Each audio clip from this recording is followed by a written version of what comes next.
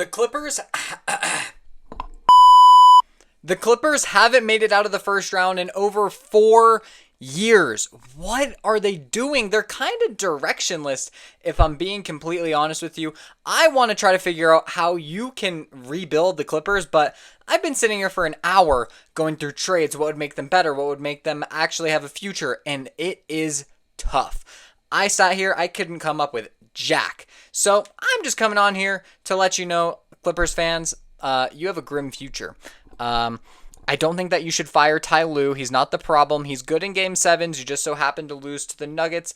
Pretty even matchup. Just wasn't their night. Shots weren't falling. I think overall they need to get out of this habit of signing whatever free agents are available to vet minimums or whatever short-term contracts to fill holes. You need to get young talent that can grow with the organization. How many guys on the Clippers were drafted by the Clippers? They got Christie, who's good. He played at the end of the game and played pretty good, actually. I know it's garbage time minutes, but I thought it was fantastic. So kind of just going into it, I'm just yapping a little bit about the Clippers, kind of like a podcast type episode, so hopefully you enjoy. It's not going to take too long talking about the Clippers here, but just a few things to go over. James Harden does have a player option of $36 million next year. I'm guessing he's going to opt into it. That's a lot of money. I can't imagine a team really paying him more than that, so he might as well opt in for the 1 year. Now the question is, do the Clippers trade him after he opts in? Well, I think they could. It's tough to figure out what team would really want James Harden or what team really needs James Harden, because obviously a bad team could use a James Harden to at least sell tickets, but does James Harden want to go there? Do the Clippers care if Harden wants to go there? Because if that's the case, of course you can send him to the Wizards, you can send him to the Nets, you can send him to the Hornets, you can... I just talked myself into that. Okay, what about the Hornets? How would everybody feel about so the Hornets were willing to trade Mark Williams to the Lakers for Dalton Knecht. Could the Clippers try to get Mark Williams for James Harden and maybe even more things for that? LaMelo, James Harden, Brandon Miller, and then whatever they draft this year, maybe a center. Obviously, if you lose Mark Williams or maybe you sign one in free agency, that team's not too bad. Wow, I just came up with that on the fly. I actually don't hate James Harden to the Hornets. Now, I don't think he's going to want to go there. He might want to get bought out, but it's only one season, so he can kind of just deal with it. The other teams that I had already thought about were the Rockets, potential reunion for James Harden. Now, what would the trade package look like? Maybe Jalen Green. He's on a $33 million per year contract, with maybe the Rockets think is too much if they're trying to win now. It all depends on their mentality. Do the Rockets want to win right now? Do they think that they're capable of winning right now? As of this moment, the Rockets and Warriors haven't played Game 7 yet, but if the Rockets continue to advance in the playoffs, they might want to go all in next year and just get a James Harden. If they're going to lose Fred VanVleet to free agency, why not go get James Harden? You get older, but you get veteran leadership. Of course, we haven't seen him really show up much in the playoffs, but they definitely could use some experience like that, or maybe you'd make some sort of package surrounding Jabari Smith Jr. Either way, the Rockets are a potential option. And then, of course, the Miami Heat. Every superstar wants to end it in Miami. You just want to live there. So I don't know what the Heat really would want to do here. Do you center a package around Tyler Hero, or do you want to do a bunch of random players like a Kyle Anderson, Duncan Robinson, Terry Rozier, Andrew Wiggins? What kind of package could you make with those guys? Maybe Jaime Jaquez, if they don't really want to keep him. He doesn't seem to be getting the minutes like they want to keep him. But some sort of package with 3 maybe of those guys, 2 to 3 of those guys for James Harden, I think would be completely fair. And I think Miami wouldn't mind having James Harden if you get to keep Hero and Bam. That's a pretty good starting 5, or a big 3, I should say. And then there's a couple minor trades that I was able to come up with here. Look, I'm not a Clippers expert. I don't know exactly what they need to fix, but from what I've seen, they could use more 3-point shooting. So here's what I would do to fix that. Norman Powell, I just don't think he fits the offense. While I think he's grown a lot in LA, I don't think he really fits the starting 5. He's more of a 6th man there, in my humble opinion. So it seemed like the Pistons could maybe use him if they lose Malik Beasley in free agency.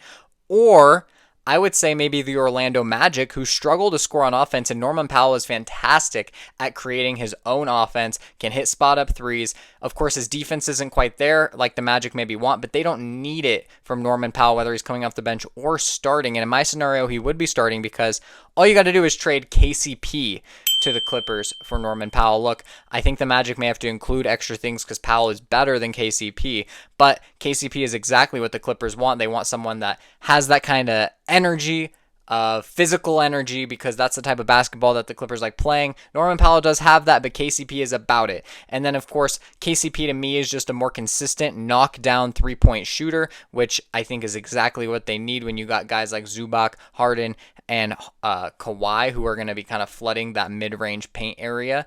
Harden drives, can kick it to KCP. That's better than Norman Powell, in my opinion. And then you get better defense from KCP as well. So really, just those trades to me are the only things that I can think of. I'm not sure what you think or what you guys all think of the Los Angeles Clippers. I just see them as kind of this directionless franchise. I'm not sure where they go from here. They keep losing in the first round. They keep signing guys like Ben Simmons, Derek Jones Jr., Bogdanovich. I mean, I can't think of anybody else off the top of my head, but you know what I'm talking about. They keep signing these guys, and it's just not working out for them. I think that they need to focus on the draft. Maybe trade just those guys for draft picks. Maybe you accept what you are next year. But you have Kawhi and is still playing excellent. We saw it in the playoffs. He still is a very capable scorer, very good basketball player. So what do you do if you're the Clippers? Do you get rid of Kawhi? Do you get rid of Harden? Do you get rid of Norman Powell? I honestly don't know what the Clippers should do. I don't know. There's plenty of teams that would want a Kawhi. If you just want to blow it up and restart, you get Ty Lue a fresh set of players and see what you can do. I think a team like the Nuggets would even be interested in bringing in Kawhi Leonard. I think the Celtics would be in on Kawhi Leonard. The Pacers would, oh my gosh, the Pacers have quite the package for Kawhi Leonard. If Kawhi gets traded, it's got to be the Pacers that make a move for him. Harden, even to the Pacers, would be something that's interesting. If they can get Hallie, Harden, Siakam, they're really going all in on no defense, but that offense would be spectacular. But again, it's just you see how Harden is in the playoffs. So what kind of playoff contender would really want Harden? I feel like a team that's more young and on the rise with lower expectations would want Harden over a team like the Pacers, Celtics, Knicks, Cavs, Thunder, Nuggets, Lakers. Like maybe the Lakers would take him. You'd have to get rid of Reeves, though, and I don't think that they would do that for Harden, to be honest with you. I think they want guys that, all those teams would want guys that rise in the playoffs, not Harden, who seems to disappear when it comes to game 6s and game 7s. He just kind of isn't there, especially when you're paying him like he should be there. It's definitely something that is sketchy for teams that may want to trade for James Harden. So Clippers fans, if you're out there, shout out to y'all for showing up in Denver, all 120 of you, creating your own wall. That was super cool to witness in person. I thought that was very creative. Steve Ballmer's a great owner, Clippers fans. If you have anything to look forward to, you know Ballmer's going to do what he can to make sure that you get the best fan experience, have still winning basketball. He's not just going to blow up the team. He wants you guys to win. He clearly cares. You have that going for you, at least. Best owner in the NBA by far. So you got that. You got a good coach, high quality coach, very good coach. Just so happened to lose to the Nuggets.